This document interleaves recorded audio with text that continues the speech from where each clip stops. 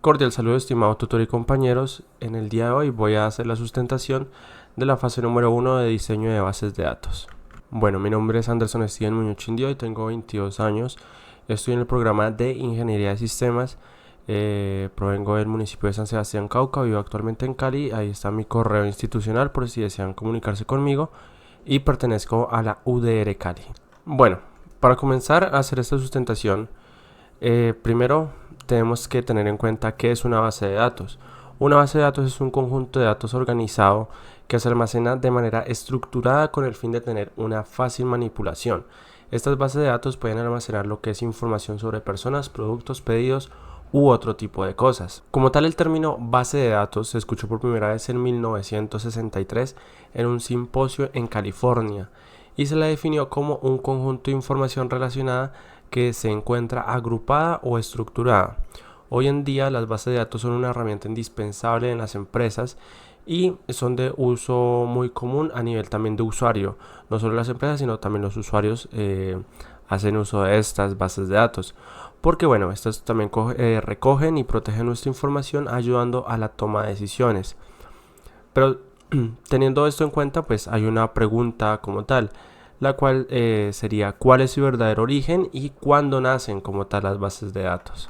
Bueno, su origen como tal. Las bases de datos existen desde la antigüedad, donde se recogía información sobre las cosechas o los censos que se hacía de manera manual y presencial.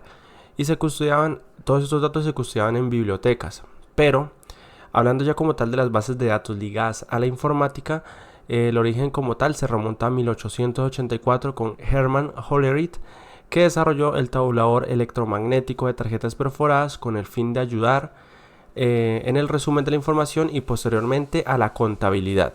En la década de los 50 y los 60, pues pasaron más de 60 años hasta la aparición de unas cintas magnéticas, que fue un nuevo avance que permitió automatizar la información y realizar respaldos. Pero esto tenía una desventaja. La desventaja es que solo se puede hacer de manera secuencial. Es decir, que para buscar una información había que ir al lugar exacto en donde se encontraba y volver al principio de nuevo. Cada vez que se hacía una nueva búsqueda, pues el tiempo de respuesta era bastante elevado. Con los 60, los precios de los ordenadores, de los computadores como tal, bajó y hizo el uso más accesible para las empresas. En esta época se popularizó mucho lo que fue el uso de los discos duros. Fue un avance que permitió guardar la información de manera directa y consultarla sin necesidad de saber la ubicación exacta de los datos.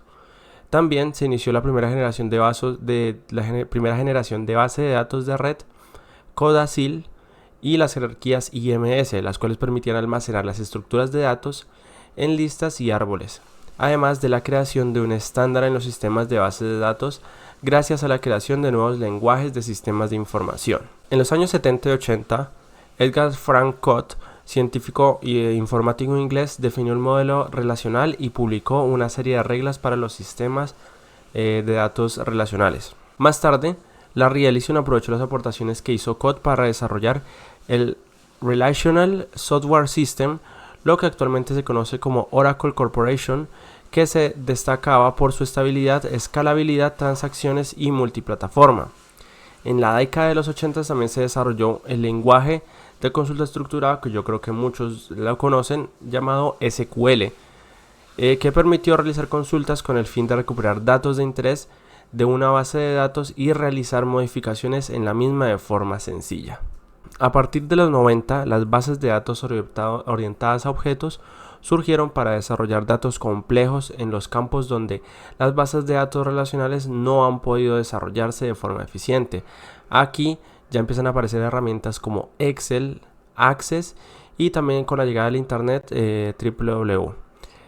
Las bases de datos se hicieron más accesibles y evolucionaron poco a poco.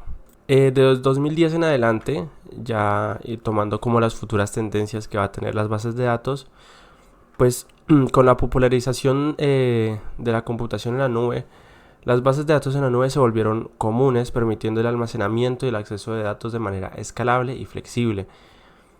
Yo podría concluir que en el futuro próximo las bases de datos estarán marcadas por el Big Data, la inteligencia artificial, que es algo que está marcando mucho esta etapa de estos años, de esta década, y el cloud computing, que permitirá pues esto un procesamiento de datos más eficiente y una toma de decisiones más acertadas.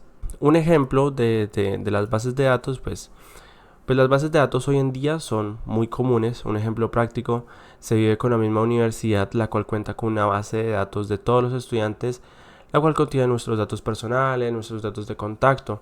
Por ejemplo, en la UR Cali se envían correos masivos de participación en eventos de bienestar, con una base de datos que solo contiene los estudiantes de la UDR Cali, haciendo que esta participación pues sea mucho más efectiva.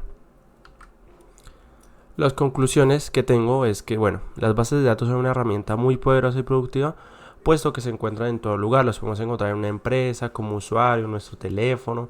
En cualquier lugar podemos encontrar ya una base de datos, porque pues facilita y hace que todo sea más eficaz. La aparición de programas también que facilitan la modificación y el acceso a las bases de datos ayudó muchísimo en la evolución de estos mismos, puesto que antes era muy lento y era poco eficaz. Y luego de que aparecieron estos software, bueno, estos lenguajes que ayudaban a la lectura de estos datos, empezó a evolucionar de manera muy rápida. Y esa sería mi presentación. Espero les haya servido y se encuentren muy bien. Hasta luego.